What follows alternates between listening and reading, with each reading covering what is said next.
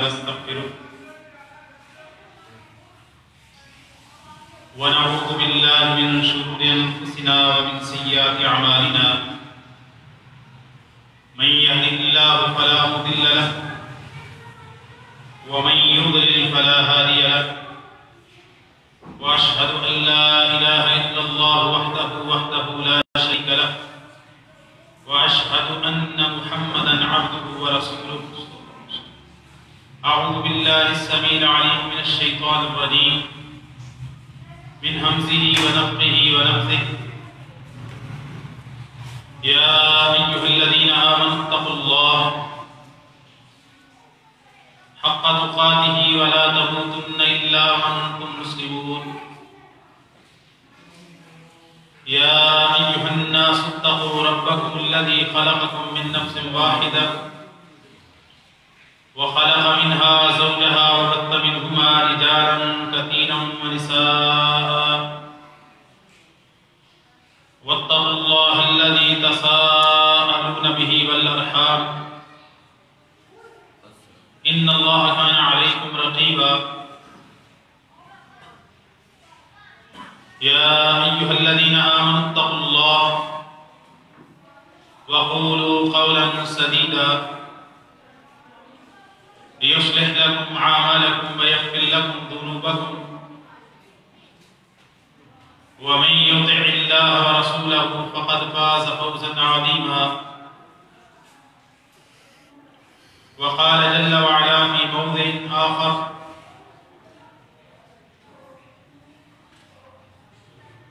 قل الحمد لله وسلام على عباده الذين اصطفى الله خير أما يشركون. أمن خلق السماوات والأرض وأنزل لكم من السماء ماء فأنبتنا به حدائق ذات بهجة ما كان لكم أن تنبتوا شجرها أإله مع الله بل هم قوم يعدلون. أما بعد فإن خير الحديث كتاب الله وخير الهدي هدي محمد صلى الله عليه وسلم وشر الأمور محدثاتها وكل محدثة بدعة وكل بدعة ضلالة وكل ضلالة في النار. ہر قسم کی حمد و ثنا اکیلے اللہ رب العالمین کے لیے ہے جو ساری کائنات کا اکیلا خالق مالک رازق اور مدبر ہے، اور لاکھوں کروڑوں درود و سلام ہوں اس ہستی اقدس و مقدس پر کہ جن کا نام نامی اسم گرامی محمد الرسول اللہ صلی اللہ علیہ وسلم ہے. گزشتہ کئی خطبات سے عقیدہ توحید کے حوالے سے مضمون چل رہا ہے. گزشتہ خطبہ میں توحید ربوبیت کے حوالے سے کچھ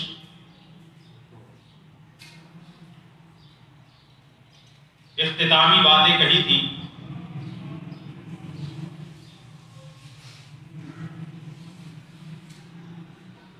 کہ رب اس کو کہتے ہیں جو خالق ہو،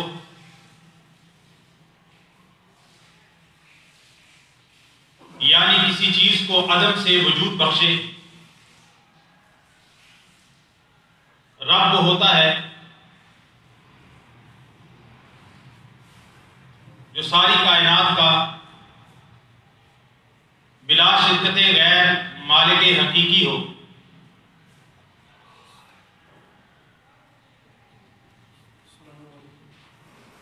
رب وہ ہے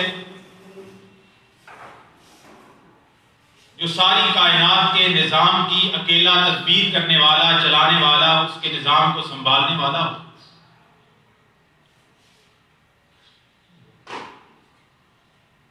رب وہ ہے جو کائنات کی ہر مخلوق کو رزق دینے والا رازق ہو، خالق، مالک، رازق اور کائنات کا مدبر، وہ ایک ہی ذات اللہ رب العالمین کی ذات ہے۔ اس پر قرآن مجید سے میں نے کئی سارے دلائل، آیات، موسیٰ علیہ السلام کا فرعون سے آمنے سامنے بات کرنا میں نے آپ کو بات اس روشنی میں سمجھائی تھی۔ آج یہ بات آپ کے سامنے رکھنا چاہتا ہوں کہ اللہ تعالیٰ کی ربوبیت کو ماننا، تسلیم کرنا، اس کا انتہائی نتیجہ یہ ہے کہ بندہ اس ایک اللہ رب العالمین کی عبادت کرنے والا بنتا ہے۔ کیونکہ توحید کی دوسری قسم توحید الوہیت ہے، جس پر آج بات ہوگی۔ الوہیت الہ سے نکلا ہے،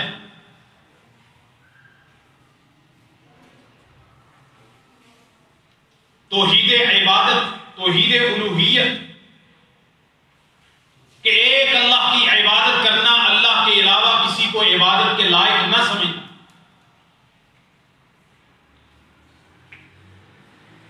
اللہ تعالیٰ نے قرآن مجید کے اندر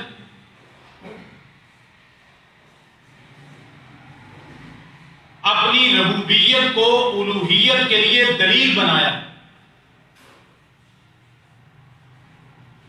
اور یہ بات لوگوں کے سامنے رکھی ہے کہ لوگوں غور کرو کہ جو ذات کائنات کی یکتا خالق ہے، جو اللہ کائنات کا یکتا مالک ہے، جو اللہ کائنات کا اکیلا مدبر ہے، جو اللہ کائنات کی ہر مخلوق کو اکیلا رزق دینے والا رازق ہے، ساری کائنات کا قبضہ، قدرت، ملوکیت، بادشاہی جس کے قبضے میں ہے،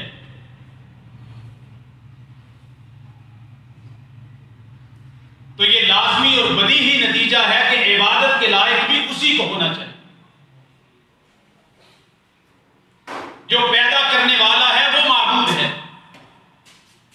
جو پیدا ہوا مخلوق ہے وہ عبادت کے لائق نہیں ہو سکتا۔ اللہ خالق ہے، وہ معبود ہے، اس کی عبادت کی جائے۔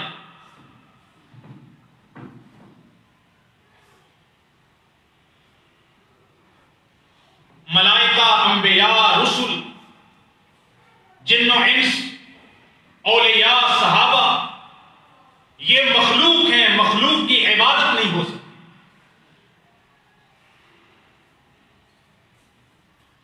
عبادت اس کی ہوگی جو مالک ہے،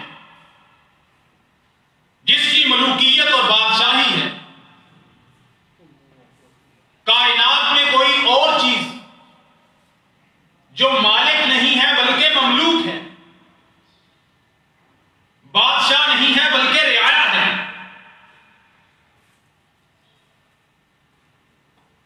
غالب نہیں ہے بلکہ عاجز ہے، مافوق نہیں ہے بلکہ ماتحت ہے، اس کی عبادت نہیں ہو سکتی۔ عبادت مالک الملک کی ہے، تو بتائیے اللہ کے علاوہ کوئی مالک الملک ہی نہیں ہے تو عبادت اور کس کی ہو سکتی ہے؟ اللہ تعالیٰ نے سورہ النمل کے اندر لوگوں سے سوال کیا ہے۔ سورہ نمبر 59 سے یہ مضمون شروع ہوتا ہے، بہت ہی پیارا مضمون۔ قُلِ الْحَمْدُ لِلَّهِ وَسَلَامٌ عَلَىٰ عِبَادِهِ الَّذِينَ اصْطَفَىٰ، اے میرے محبوب آپ کہہ دیجئے کہ تمام تعریفیں اللہ ہی کے لیے ہیں، اور سلامتی ہو اللہ تعالیٰ کے تمام چنے ہوئے بندے یعنی رسول اور انبیاء۔ اللہ خیر، بتاؤ کیا اللہ تعالیٰ بطور معبود ہونے کے، بطور الہ ہونے کے، بطور قابل سجدہ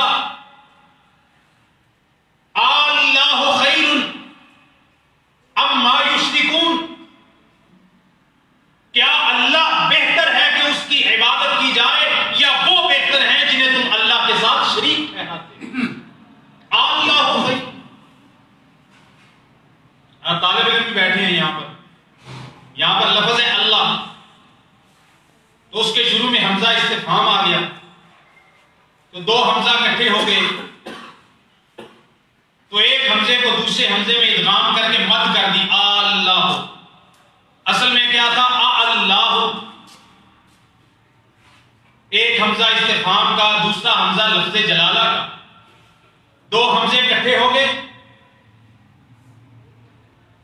تو مد کر دی، دونوں کو الف بنا دیا، الف میں تبدیل کر دیا۔ یہ تخفیف کا قاعدہ ہے، محموس میں پڑھتے ہیں اللہ، کیا اللہ بطور معبود ہونے کے، بطور الہ ہونے کے، بطور مسجود ہونے کے، کیا اللہ بہتر ہے یا وہ بہتر ہیں جنہیں تم اللہ کے ساتھ شریک ٹھہراتے ہو؟ یقیناً اللہ ہی بہتر ہے۔ اگلا سوال، امن خلق السماوات والارض،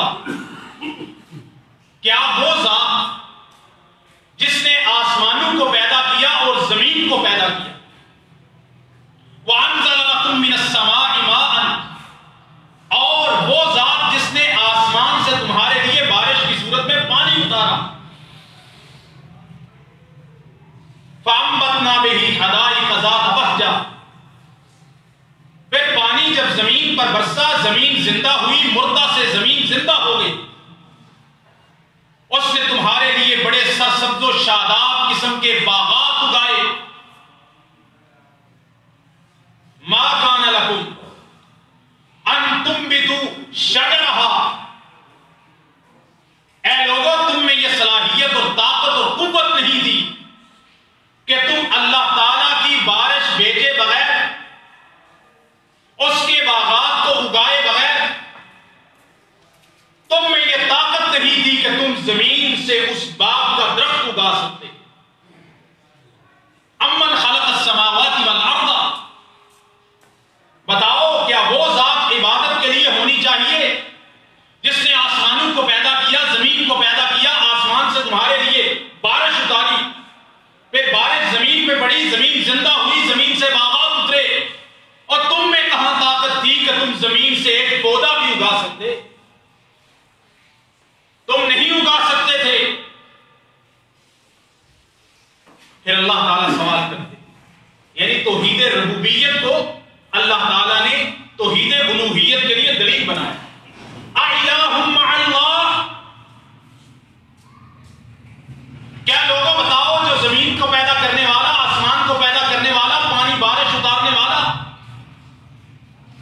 باغات اگانے والا، تم باغات نہیں اگا سکتے تھے، ایک درخت، ایک پودا، ایک کونپل نہیں اگا سکتے تھے؟ پھر بتاؤ اِلٰہٌ مع اللہ، کیا جو اتنے کام کرنے والی اور اتنی قوت والی ذات ہے، اس کے علاوہ کوئی اور عبادت کے لائق ہے؟ اللہ سوال کر رہے ہیں اپنے بندوں سے۔ 20واں پارہ یہاں سے شروع ہو رہا ہے، امن خلق، یہ گھر جا کے پڑھیے، آپ کے سینے، آپ کے دماغ، آپ کے ایمان روشن ہو جائیں۔ ہم قرآن کو پڑھتے تو ہمیں غور نہیں کرتے۔ میں یہ کہتا ہوں اللہ تعالیٰ کی توحید کو کہ ایک اللہ کی صرف عبادت ہو سکتی ہے، اس کو سمجھنے کے لیے سورہ النمل کی آیت نمبر 59 سے لے کے جہاں سے 20واں پارہ شروع ہو رہا ہے، اور 20واں پارہ سے ایک پہلی آیت جو میں نے پڑھی، وہاں سے لے کے 4-5 آیات 63 نمبر آیت تک آپ جا کے پڑھ لیں، واللہ آپ کو، آپ کا ایمان روشن ہو جائے گا، آپ کا سینہ روشن ہو جائے گا، اور آپ کو کوئی شک نہیں رہے گا کہ اللہ کے علاوہ کسی کی عبادت نہیں ہو سکتی، اللہ تعالیٰ کی عبادت میں اس کا کوئی شریک نہیں۔ کیا وہ جو آسمان کو پیدا کرنے والا، زمین کو پیدا کرنے والا، بارش کو اتارنے والا، باغات کو اگانے والا، تم تو نہیں اگا سکتے تھے ایک درخت بھی؟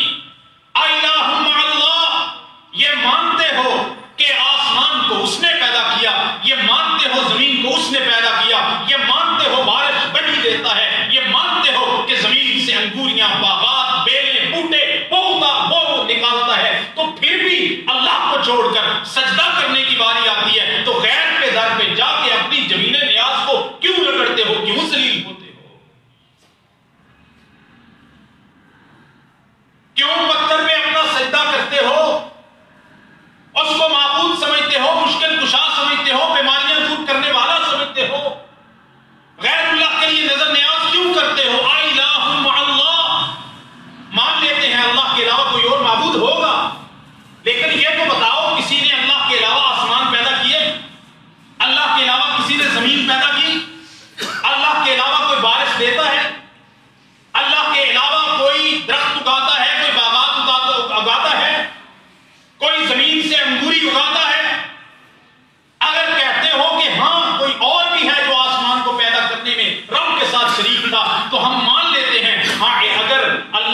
تخلیق میں کوئی اور اللہ تعالیٰ کے پیدا کرنے میں، اللہ کے خالق ہونے میں کوئی اور شریک ہو گیا تھا تو اب عبادت میں بھی شریک ہونا لازم ہے۔ پھر آپ کہو، بتاؤ کون ہے جس نے آسمان اللہ کے ساتھ مل کے بنائی، زمین اللہ کے ساتھ مل کے بنائی؟ جب اللہ کے ساتھ مل کے کسی نے زمین، آسمان، بارش اور درخت نہیں اگائے ہیں تو پھر اللہ کے ساتھ کوئی عبادت میں شریک کیسے ہو سکتا ہے؟ جو رب ہے وہ عبادت ہے۔ پہلے جمعے سے میں یہ بات کہہ رہا ہوں، جب سے یہ مضمون شروع کیا، آپ رب کو سمجھ لیجیے، آپ کو عبادت سمجھ آئے۔ ربوبیت کو نہیں سمجھا، الوہیت سمجھ نہیں آ سکتی۔ اللہ تعالیٰ فرماتے ہیں بل ہم قوم یعدلون، مشرکین کا اللہ تعالیٰ تذکرہ کر کے کہتے ہیں اتنا کچھ سننے کے بعد، دیکھنے کے بعد، آسمان زمین سب کچھ ماننے کے بعد کہ اللہ پیدا کرنے والا ہے، پھر بھی یہ ایسے لوگ ہیں جو اللہ تعالیٰ کے برابر کر دیتے ہیں غیروں کو۔ بل ہم قوم یعدلون، بلکہ ایسے لوگ ہیں جو اللہ تعالیٰ کی عبادت میں اللہ کے غیر کو اللہ کے برابر ٹھہراتے ہیں، شریک ٹھہراتے ہیں۔ دوسری آیت سنیے، اللہ تعالیٰ فرماتے امن جعل الارض قرارا وجعل خلالها انہارا وجعل لها رواسیا وجعل بین البحرین حاجزا اإلہ مع اللہ۔ اچھا ایک اور سوال کا جواب دے دو۔ ہم نے پوچھا آسمان کو پیدا کرنے والا، زمین کو پیدا کرنے والا، بارش اتارنے والا، باغات اگانے والا اللہ کے علاوہ کوئی نہیں ہے تو معبود، عبادت کے لائق کوئی اور کیسے ہو سکتا ہے؟ کچھ اور سوال ہیں اللہ کے اپنے بندوں سے۔ امن جعل الارض قرارا، یہ بتاؤ کہ زمین کو رہنے کے قابل، استقرار والی ٹھہری ہوئی جگہ تمہارے لیے زمین کو بچھونا کس نے بنایا ہے؟ امن، کیا وہ اللہ جس نے تمہارے لیے زمین کو قرار، ٹھکانہ، مسکن بنا دیا ہے، وجعل خلالها انہارا، اور زمین میں سے اللہ نے دریا اور نہریں نکال دی ہیں، وجعل لها رواسیا، اور زمین تاکہ ہلے نہ، ہچکولے نہ کھائے زلزلوں سے، اللہ تعالیٰ نے بڑے بڑے اونچے پہاڑ زمین میں پیدا کر دیے، وجعل بین البحرین حاجزا، ایک طرف کڑوا سمندر ہے، ایک طرف میٹھا سمندر ہے، ایک طرف کھارا پانی ہے، ایک طرف میٹھا پانی ہے۔ وہ کون ہے جس نے دو سمندروں کے درمیان ایک پردہ حائل کر دیا ہے؟ کھارا پانی میٹھے پانی میں مکس نہیں ہو سکتا۔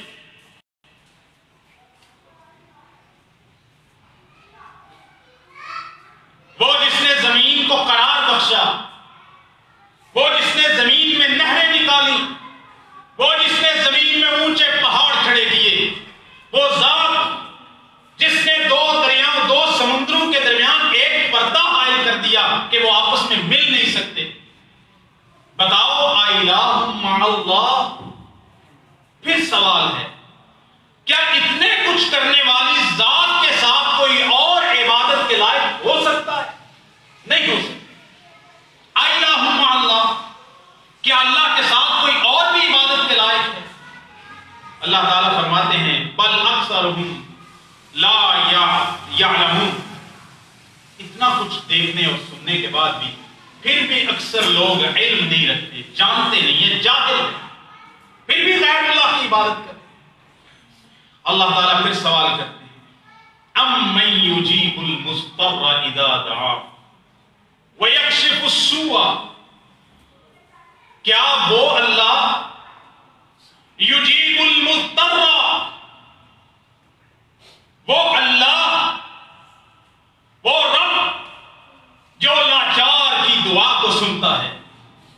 امن یجیب المضطر اذا دعا، وہ اللہ، وہ ذات جو لاچار کی دعا کو سنتا ہے۔ جب وہ لاچار بیمار ہوا، بستر پہ پڑا، تنگ دستی میں مبتلا، ظلم اور حالات کا ستایا ہوا، یجیب المضطر، جب لاچار اللہ کو پکارتا ہے وہ اس کی پکار کو سنتا ہے، ویکشف السوء، اور بیماری کو، تکلیف کو، برائی کو لاچار بندے کی دعا سن کے دور کر دیتا ہے۔ بتا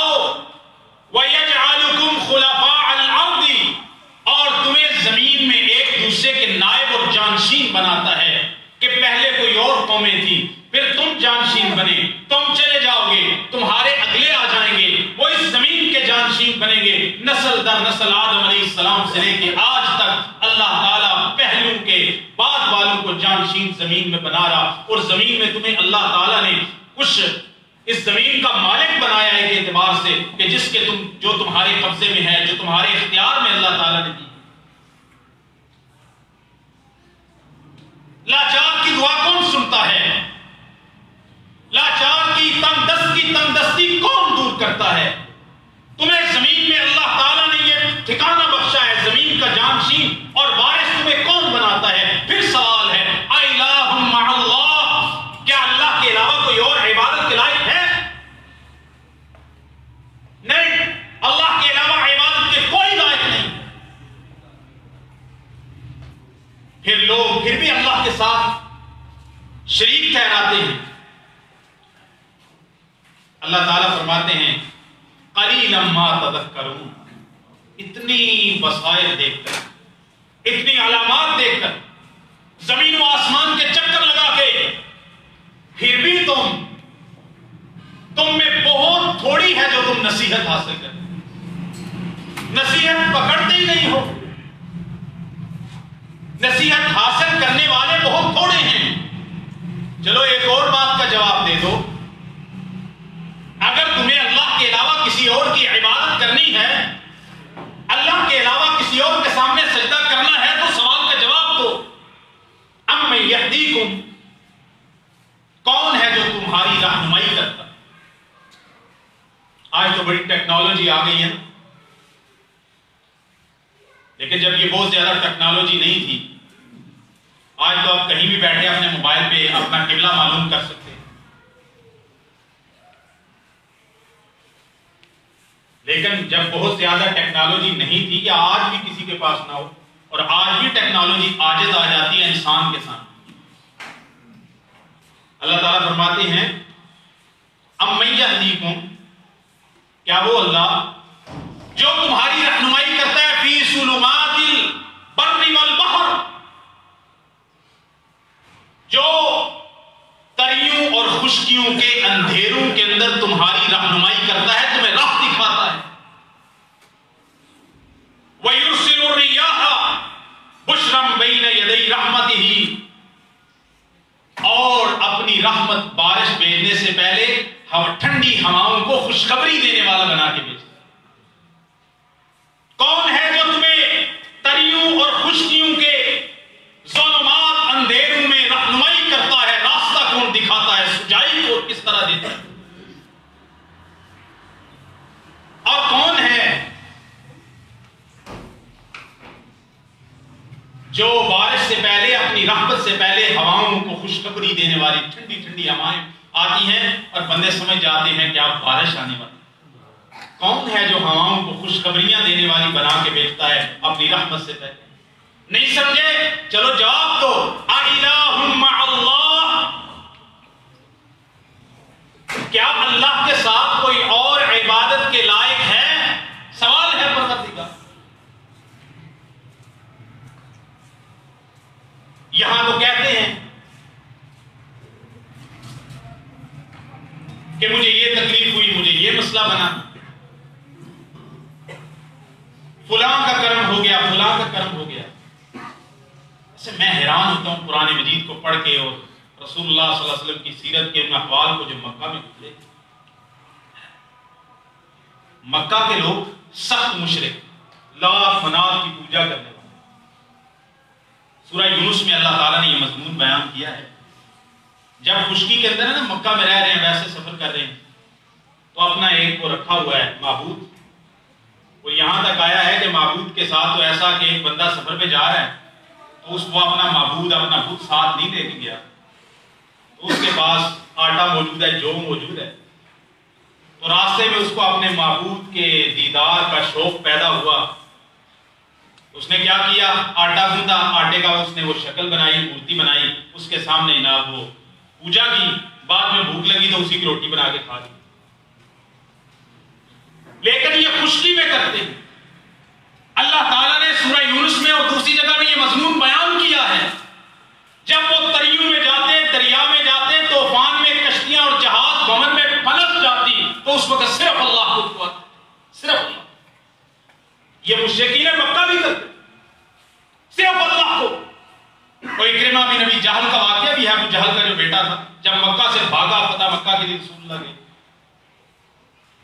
جا کے اس نے جلدی جلدی دریا میں پہنچا، سمندر میں پہنچا، کشتی میں بیٹھا، کشتی بھنور میں پھنس گئی۔ انہوں نے کہا اللہ اللہ پکارو، اس نے کہا باہر تو کہتے تھے لات منات عزا ہبل کو پکارو، یہاں کہہ رہے ہو صرف ایک اللہ کو پکارو، مخلصین لہ الدین۔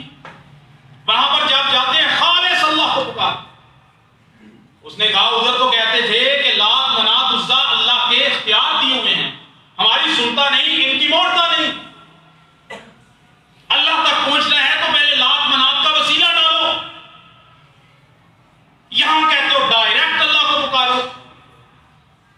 مکہ کے صحراؤں میں، مکہ کی پتھریلی زمین میں، جہاں بیت اللہ پاس ہے، جہاں طواف کر رہے ہوتے، نماز پڑھ رہے ہوتے، وہاں کہتے لات منات کا وسیلہ ڈالو، یہاں کہتے ہو اکیلے اللہ کو پکارو۔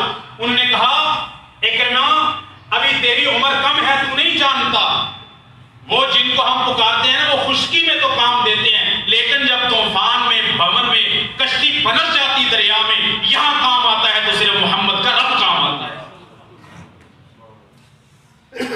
یہی مضمون اللہ تعالیٰ یہاں بیان فرما رہے ہیں 20ویں پارے۔ اور خشکیوں اور تریوں میں تمہیں راہ کون دکھاتا ہے؟ عوام کو خوشخبری دینے والی بنا کے کون بیچتا ہے اپنی رحمت بارش سے پہلے؟ اگر کوئی اور ہے تو لاؤ، اگر نہیں ہے تو پھر بتاؤ الہ مع اللہ، کیا اللہ کے علاوہ کوئی معبود برحق ہے، کوئی عبادت کے لائق ہے؟ ایک اور سوال کا جواب دو۔ مالک سوال کرتے امن یبدأ الخلق ثم یعیدہ، کون ہے جس نے ابتدا سے، نئے سرے سے، جبکہ کسی چیز کا وجود ہی نہیں تھا، نئے سرے سے مخلوق کو پیدا کرتا ہے، ثم یعیدہ، پھر مارے گا، قیامت کو پھر اسے لوٹائے گا؟ کون ہے اللہ کے علاوہ؟ امن یبدأ الخلق ثم یعیدہ، کون ہے جو مخلوق کو نئے سرے سے پیدا کیا؟ کوئی شخص یہ کہہ دے گا ایک مورتی بنانے والا، ایک سٹیچو بنانے والا، وہ بھی تو خالق ہے، اور حدیث میں مصبرین ان کو کہا گیا ہے، صحیح بخاری کی حدیث ہے سخت ترین عذاب کل قیامت کے دن مصبرین کو دیا جائے گا، تصویر سازی کرنے والوں۔ اس کا معنی کیا ہے؟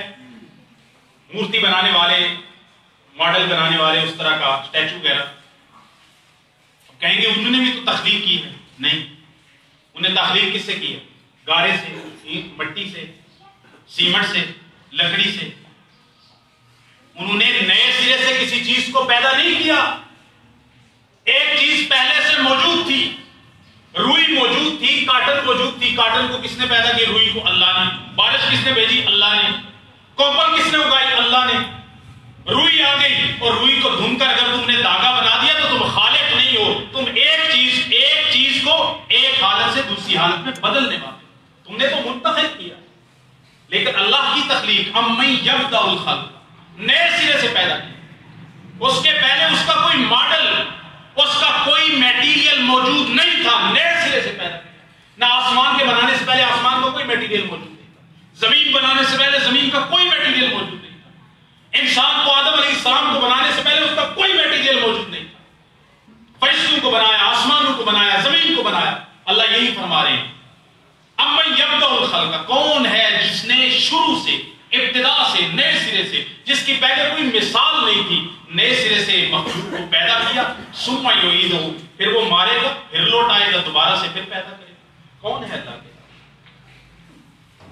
وَمَن يَرْزُقُكُم مِّنَ السَّمَاءِ وَالْأَرْضِ، کون ہے جو تمہیں رزق دیتا ہے اللہ کے سوا؟ آسمان و زمین سے تمہیں کون رزق دیتا ہے؟ مشرکین مکہ سے، یہ اصل میں تو سوال مشرکین مکہ سے ہو رہے، تو اس کے جواب میں یہ کہتا ہوں، مشرکین مکہ نے کبھی انکار نہیں کیا کہ اللہ ہمیں رزق نہیں دیتا، اللہ بارش نہیں دیتا، اللہ نے آسمان کو پیدا نہیں کیا۔ لیکن ہمارے ہاں کچھ جاہل ایسے موجود ہیں جو یہ کہتے ہیں،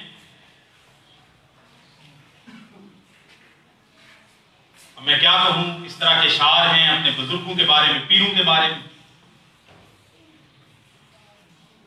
کوئی کہتا ہے تیرا کھاواں، تیرا گاواں، تیرا کام تیرے گیت گاواں یا رسول اللہ صلی اللہ علیہ وسلم. رسول اللہ نے تو یہ دعوت نہیں دی. آپ نے تو نہیں کہا کہ آپ میرا کھاتے ہو میرا گیت گاتے ہو. نہیں. ابو بکر رضی اللہ عنہ نے یہ دعوت نہیں دی. سیدنا عمر رضی اللہ تعالیٰ نے یہ دعوت نہیں دی. سیدنا علی المرتضی شیر خدا اسد اللہ فاتح حیدر سارے برہم یہ دعوت نہیں دی. حسنین کریمین نے یہ دعوت نہیں دی. اہل بیت نے یہ دعوت نہیں دی. تابعین نے یہ دعوت نہیں دی. ائمہ دین نے یہ دعوت نہیں دی. سب یہی کہتے تھے ہم اللہ کا کھاتے ہیں, اللہ رازق ہے, اللہ خالق ہے, اللہ مالک ہے, اللہ مدبر ہے ساری کائنات کا. رسول اللہ صلی اللہ علیہ وسلم کیا ہے؟ رسول اللہ صلی اللہ علیہ وسلم اللہ تعالیٰ کی بھیجی ہوئی اس کائنات میں سب سے افضل ترین محبوب ترین ہستی. وہ بھی اللہ کے بندے لیکن وہ اللہ کے بہت اعلیٰ بندے. ہم اللہ کے بہت حقیق بندے. ان میں اور ہمارے اندر کوئی تناسب نہیں ہے لیکن وہ اللہ نہیں ہے, وہ خالق نہیں ہے, وہ رازق نہیں ہے, وہ مالک نہیں ہے, وہ مدبر نہیں ہے. نہ رسول اللہ صلی اللہ علیہ وسلم نے یہ دعویٰ کیا, نہ آپ صلی اللہ علیہ وسلم کے ماننے والے صحابہ نے یہ دعویٰ کیا ہے. کسی نے بتا دیا. سیدنا ابو بکر رضی اللہ تعالیٰ نے سیدنا رسول اللہ صلی اللہ علیہ وسلم کے بارے میں کہا اے اللہ کے نبی آپ رازق ہیں. کہا کبھی آپ اتنی سی بات کرتے ہو. میرے محمد رسول اللہ صلی اللہ علیہ وسلم توحید کے معاملے میں اتنے زیادہ حساس تھے. رسول اللہ صلی اللہ علیہ وسلم کے صحابہ, آپ نے فرمایا میرے صحابہ میں تمہاری تقریریں سننا چاہتا ہوں. سنن ابی داؤد میں صحیح حدیث ہے. کہا کوئی تقریر کرو, خطاب کرو. ایک صحابی کھڑے ہوئے بڑے جوشیلے خطیب. اس نے تقریر کرتے ہوئے صحابی نے کہا ماشاء اللہ وشئت, اے میرے محبوب جو آپ چاہیں اور اللہ چاہے. رسول اللہ صلی اللہ علیہ وسلم کا چہرہ غصے سے سرخ. آپ نے فرمایا اجلس بئس الخطیب انت اجعلتنی للہ ندا. تو کہتا ہے جو اللہ چاہے اور محمد رسول اللہ چاہے. تو نے اللہ اور محمد رسول اللہ کی چاہت میں ایک دوسرے کو آپس میں ملا دیا ہے. اللہ کی مشیت اور ہے, محمد رسول اللہ کی مشیت اور ہے. اللہ کی مشیت خالق والی, میری مشیت مخلوق والی. اس کی مشیت معبود والی, میری مشیت عابد والی. اس کی مشیت مسجود والی, میری مشیت ساجد والی. وہ خالق ہے, وہ مالک ہے, میں اس کا بندہ ہوں. اجعلت لی للہ ندا, تو نے مجھے اللہ کا مشیت میں شریک بنا دیا. اجلس بیٹھ جا بئس الخطیب انت. کتنا برا خطیب ہے تو. صحابی کو کہا جائے اتنے حساس تھے رسول اللہ صلی اللہ علیہ وسلم. حالانکہ صحابی کی یہ نیت نہیں تھی. مفسرین نے یہ معنی لکھا ہے صحابی کی یہ نیت نہیں تھی شریک ہے. ہاں صحابی نے محبت میں آ کے اور جس کو کہتے ہیں خطابت کے ایک جوش اور بلبلے میں آ کے اس نے کہا رسول اللہ صلی اللہ علیہ وسلم کو خوش کرنے کے لیے. ورنہ صحابی اتنا کچے عقیدے والا نہیں تھا کہ رسول اللہ صلی اللہ علیہ وسلم اور اللہ کی مشیت کو ایک کر لیں. لیکن جب اس نے اچھی نیت سے بھی ایک جملہ بولا, بات مانے آنے والے لوگوں کو اس سے کوئی شبہ ہو سکتا تھا. رسول اللہ صلی اللہ علیہ وسلم نے وہیں ڈانٹ دی, نہ بیٹھ جا, تجھے بات کرنی نہیں آتی, تجھے اللہ کا ادب نہیں ہے, مجھے اللہ کے ساتھ ملا رہا ہے. نبی کریم صلی اللہ علیہ وسلم اتنے حساس تھے. اللہ تعالیٰ سوال کریں بتاؤ نئے سرے سے مخلوق کو کس نے پیدا کیا؟ اس سے پہلے اس کی کوئی ماڈل, کوئی مثال, کوئی میٹیریل موجود نہیں تھا. پھر جب اللہ تعالیٰ اس کائنات کو ذرہ ذرہ بکھیر کے رکھ دے گا, پہاڑ بوندے بن کے اڑنے لگ جائیں گے, دریا خشک ہو جائیں گے, آسمان بکھر جائے گا, آسمان کی کھال ادھاڑ دی جائے گی, ساری کائنات ریزہ ریزہ ہو کے ختم ہو جائے گی. پہلے وجود نہیں تھا, اللہ نے وجود بخشا, پھر اللہ وجود مٹا دے گا. ثم یعیدہ, پھر اللہ تعالیٰ اس کو وجود دے گا. اور بتاؤ زمین و آسمان سے تمہیں رزق کون دیتا ہے؟ کون رزق دیتا ہے؟ اب سب کچھ مانتے ہو تو اللہ کا سوال ہے اِلٰہٌ مع اللہ, کیا اللہ کے علاوہ کوئی اور عبادت کے لائق ہے؟ اسی پر اپنی بات کو ختم کرتا ہوں. 20واں پارہ یہاں سے شروع ہوا تھا. اللہ تعالیٰ نے اپنے بندوں کے سامنے سوال رکھے اور میں حقیر بندہ ناچیز گناہگار روسیا, میں تو اس کا ایک مفہوم آپ کے سامنے رکھ رہا ہوں, میں اس کو دہرا دیتا ہوں. اللہ تعالیٰ نے 20واں پارہ یہاں سے شروع ہوتا ہے. اللہ تعالیٰ فرماتے ہیں لوگوں بتاؤ اللہ خیر اما یشرکون, کیا اللہ ہی اکیلا عبادت کے لیے بہتر ہے یا وہ بہتر ہیں جنہیں تم اللہ کا شریک سمجھ کر, اللہ کے اختیارات کا مالک سمجھ کر, مختار سمجھ کر اللہ کے ساتھ ملاتے ہو؟ کیا اکیلا اللہ ہی بہتر ہے تو اس کی عبادت کی جائے یا اللہ کے ساتھ کوئی اور بھی ہے؟ آگے 20واں پارہ شروع ہوتا ہے. بتاؤ آسمان کو جو پیدا کرنے والا، زمین کو جو پیدا کرنے والا، بارش کو جو اتارنے والا اور زمین سے تمہارے لیے باغات اگانے والا، جو کہ تم ایک درخت بھی پیدا نہیں کر سکتے تھے، یہ 4 کام جس نے کیے ہیں، آسمانوں کو پیدا کرنا، زمین کو پیدا کرنا، بارش کو اتارنا اور باغات، انگوریاں اور رزق کے لیے تمہارے لیے پودے اور اناج پیدا کرنا، تم تو نہیں کر سکتے تھے. ان 4 سوالوں کے غور سے جواب ڈھونڈ کر بتاؤ کیا جو یہ کرنے والا ہو اس کے ساتھ کسی اور کی عبادت کرنا جائز ہے؟ الہم اللہ. یہ 4 سوال. اگلے اللہ تعالیٰ فرماتے ہیں یا یہ بتاؤ زمین کو جس نے قرار بخشا کہ رہنے کے قابل بنایا، بچھونا بنایا، اور زمین کے اندر اللہ تعالیٰ نے مضبوط پہاڑ گاڑ دیے تاکہ زمین ہلے نہ، تمید ہے. تیسرا سوال اس آیت میں اللہ تعالیٰ فرماتے ہیں اور ہم نے زمین کو پھاڑ کے چیر کے درمیان سے دریا اور نہریں گزارا، اور اللہ تعالیٰ نے 2 سمندروں کے درمیان، ایک طرف کھارا پانی ایک طرف میٹھا پانی، دونوں چل رہے ہیں، درمیان میں اللہ تعالیٰ نے ایک حاجز پردہ رکھ دیا. پردہ یہ نہیں کوئی میٹیریل کا بنا ہوا کوئی دیوار ہے، کوئی سیمنٹ کی کنکریٹ کی نہیں، بلکہ اللہ تعالیٰ نے حکم دیا کہ یہ کھارا پانی ساتھ چل رہا ہے، بحرین اس کو کہتے ہیں، 2 سمندر آپس میں چل رہے، ایک کا پانی کھارا دوسرے کا میٹھا، دونوں مختلف پانی ساتھ ساتھ چل رہے. دیکھنے میں کوئی حائل پردہ نہیں ہے، لیکن اللہ تعالیٰ نے اپنے حکم کے ساتھ پردہ رکھا. دونوں دریا آپس میں ملتے نہیں، ان کا پانی نہیں ملتا. بتاؤ اللہ کے علاوہ ایسا کوئی کرنے والا ہے؟ اگر ہے تو بتاؤ، جب تم بھی مانتے ہو ایسا اللہ کے علاوہ کرنے والا کوئی نہیں ہے، تو پھر بتاؤ کہ اللہ کے سوا کسی کی عبادت ہو سکتی؟ الہ مع اللہ. پھر اللہ وہی سوال کرتا، بتاؤ اللہ کے علاوہ کسی کی عبادت ہے؟ نہیں ہے اللہ کے علاوہ.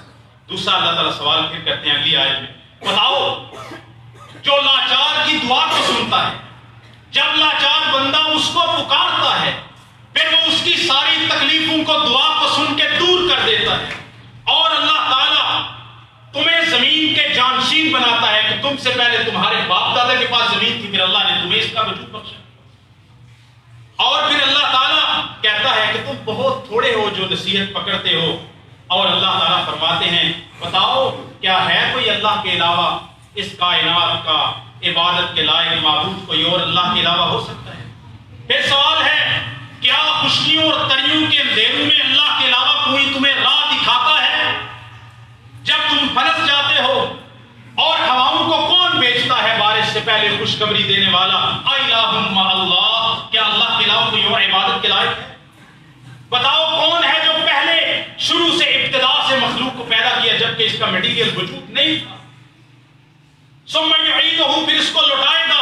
کون ہے جو زمین و آسمان سے تمہیں رزق دیتا ہے؟ کیا ہے کوئی اللہ کے علاوہ الہ؟